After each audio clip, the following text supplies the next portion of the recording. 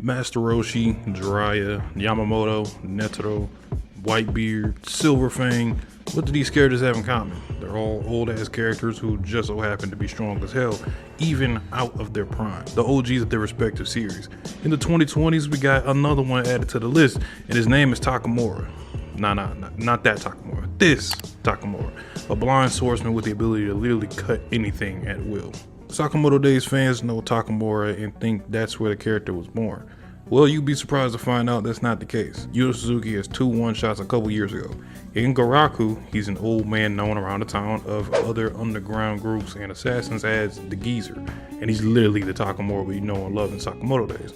Couple guys walk up to him and he instantly cuts them both in half. The best page of this one shot is a gunman who aims at Takamura, who already has the katana in hand, and the gunman's face is reflected off the blade. Then in the next panel, the flash of the gun covers Takamura's face while he cuts his arms off. By the end of the one shot, the 6 guys were killed and Takamura rests on his bench, known not to be messed with. He also shows up in another one shot called Locker Room, where he's like a teacher or a janitor or something, and he warns a kid about what going in the locker does. Kinda weak, but it's there. He's first seen in chapter 15 as part of the Order, an organization put together to keep the assassin world in order. Go figure. I always found it funny that a man who was a killing machine that is also hard to stop and calm down is part of a group built to establish some sort of structure in the world. Amongst this group, you have young assassins around their 20s, maybe early 30s, Nagamo, Asaragi, and Shishiba, being the main 3 to represent the organization. But Takamura was definitely the most feared, mainly because he's like the Grim Reaper. When you see him, death is close nearby. In the Death Row Prisoners arc, where 4 inmates escape and go around Japan killing people, an Order member helped take out each of them from Dunk to Saw to Minimalist, and last, Apart. Apart fought Sakamoto, and Apart uses these wires that can cut objects and people, and he can use it to swing around areas like Spider-Man. Of course, him and Sakamoto are having a really cool fight. Great perspective panels in the tower, and Apart's movement up and down the pillars is dope. Although it's very clear Sakamoto is just too strong for him, and after Apart has his backstory, he cuts a piece of the tower, and the top is beginning to fall. And just as Apart wanted to take a peek inside of him, Sakamoto felt some aura from down below. And it was Takamura coming to help in his own way, of course. He showed that while Apart can cut some stuff and make people bleed, he can sever anything in his way, cutting down the base of the tower just enough to somehow stay tilted to where Sakamoto doesn't have to worry about it falling. I don't know how that works, but it does. Walking away like nothing just happened. Sakamoto proceeds to beat the shit out of Apart, shrinking his weight to avoid the head trap with the wires, smashing him with a broken off piece of ladder, eventually beating Apart by turning him into a human yo-yo and smashing him into the tower. There's peace for about 5 minutes because the next chapter is when Slur and Gaku attack the JAA building. One of the most defining moments for the Sakamoto Days series, as it introduced 2 of the main antagonists for the series. Check out the video I did on the X organization, it'll be pinned on the top right corner. During Sakamoto and Slur's first battle, Gaku jumps into the fray and is running from Takamura, who opens the door with the katana. There's a pattern of Takamura's appearances. When situations or battles become a slight bit out of control, Takamura comes in to add his own controlled chaos on his part, and his part only, attacking Slur and Gaku, his primary targets. Meanwhile, not caring what really happens to Sakamoto and Shin when he does a wide range attack. It took Uda going boom boom in order to stop him from slaughtering everyone. All this so far including the prequel without saying a single thing, just muttering. Side note, whenever Sakamoto Days is brought to Netflix, I hope the VA that voices him is Yuaba. He'll be a great fit. Fast forward to the best arc of the series as of now, the Assassin Exhibit arc. This arc has some of the best storytelling and the best fights as a collective in one arc.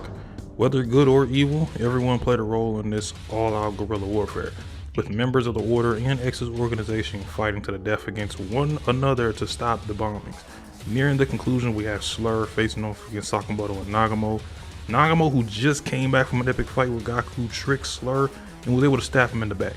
The fighting stops as Slur is using Akao's personality and memories to have a conversation with Nagamo and Sakamoto. Both of them miss Akao and aren't really ready to kill Slur in this form, even sharing a laugh at the thought of Sakamoto trying to fit through that hole in the ceiling. But like I said before, when things start to get out of control, the Reaper will come with his own chaos, because you see a slash mark through the emergency exit, and everyone knew what this meant. I remember the timeline when this came out, everybody knew Takamura was about to come in. Cut to the scenes of a bunch of randoms in the bathroom going against the JAA over a plan. One of them suspected someone listening, and in the stall, his nose is grabbed by a wrinkled hand. Takamura flushes the toilet and slices all the stalls, including this grunt in half. You already know what happens next. He blocks a bullet with a katana and merely unsheathes his katana and finishes this guy off. Takamura kills this one grunt with the reflection of the mirror, showing him cutting the guy's arm off, with part of his face being off panel. And the decapitation in the next panel showing the head separated. Different POV kill was extremely creative. Meanwhile, Sakamoto, Nagamo, and Akao are arguing because they want Akao to take over Uzuki's body. An alert goes off of a kill on sight order versus Sakamoto, Nagamo, and Uzuki for being against the JAA. Considering it was a kill on sight order, and considering who they were, they knew exactly who was sent for this job. Takamura drops from the roof, or wherever the fuck he was, and is trying to kill all three of them. Now we have a 3v1 with three of the strongest characters in the verse versus Takamura.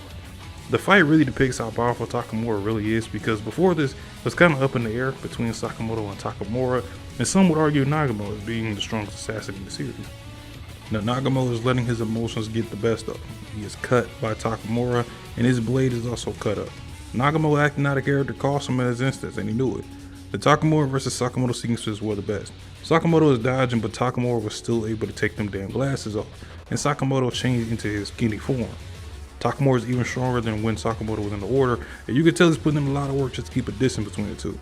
Even when he recognizes his sheathing pattern, he still wasn't fast enough to stop it. Now, the only other option is to get rid of the katana by destroying it.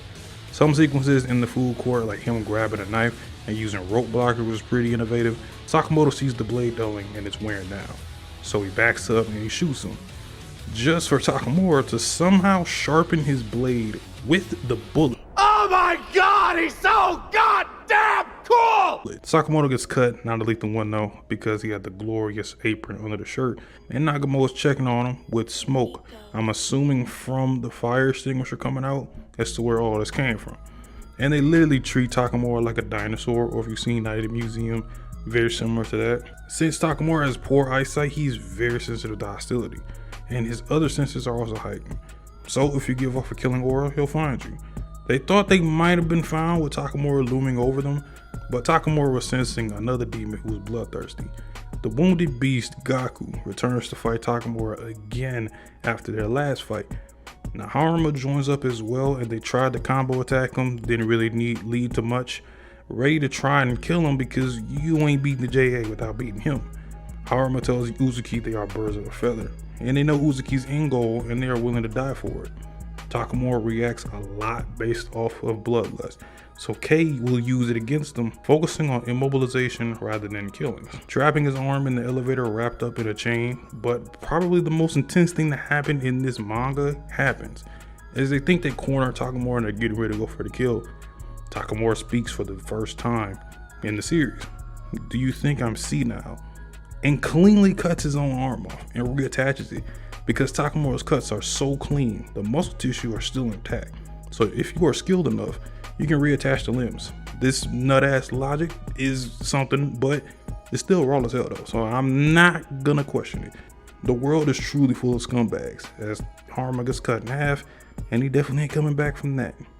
Haruma is shown to have pushed Kei out of the way for his attack, sacrificing himself. And that look in Uzuki's eyes told me everything that was going to happen next. Sakamoto and Nagamo tried to stop him, but he told them to sit their young ass down. Gaku tries and Takamura stabs him, but he caught and broke the blade with his teeth. But after that, he gets stabbed in the chest and he's done for the day. At least he went out a badass. They are all screwed. Death is imminent at this point. There's nowhere left to go. Until Kei Uzuki starts to snap. His family is dying off one by one, and each death is due to the JAA. He starts to hear a different voice in his head and is screaming in pain. Takamura starts to close in on him, but the killing machine has met his match, unfortunately. Kei Uzuki's split personality ability kicked in and took Takamura's personality and slices him in half, killing him. Now Kei Uzuki has obtained Takamura's skill and personality. However, this is one he's struggling to control because it's so powerful. We skip ahead a little bit and he's in the hideout with the other ex-organization members that are left, And Kumanomi tries to come over to kind of comfort him after everything that happened. And with Takamura's personality still active, he slices her arm. And Akira saves her. And Akira saves her from everything just going to shit. Now, Akawa is inhabiting Sora's body until he can control Takamura. Not gonna lie, kind of sucks that Takamura is gone from the series, but at least he's technically still there. But definitely one of the more raw characters. He was in my top 3 easily, and it's funny, a character that doesn't really say anything at all is in my top 3, which that just says a lot to how cool it can be. Sometimes that cool factor is just really all you need, but obviously there's more to come with this character. I'm very intrigued to see how Slur's gonna get control over this, because Takamura is already stronger than him, so I'm not really sure how that's gonna come about, and I wonder if he's gonna lose control at like the wrong moments. But who knows? We said it might still be some more content. I'm not sure how far we will be stretching, but if you like it, subscribe as always.